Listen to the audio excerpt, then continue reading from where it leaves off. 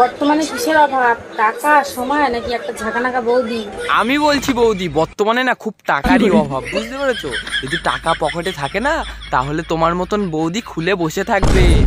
আরে না, তার মানে দরজা। এই গাড় মেরেছে, তোর যা ফুটো বড় কলা আরামসে ঢুকে যাবে। না, তার মানে গালের।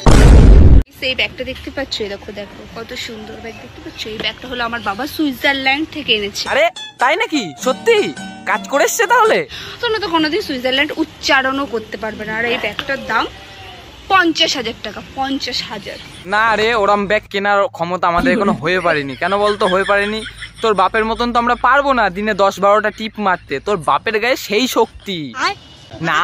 আমি দেখেছি ওর বাপকে সুইজারল্যান্ডে ভ্যানে টিপ মারতে।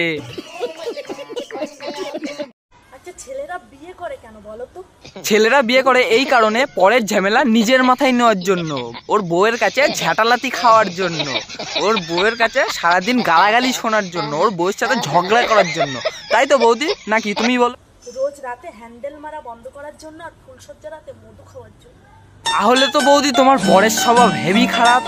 তা বলছি বৌদি, তোমার বর কি ওই ফুটোর মধ্যে দিয়েছে?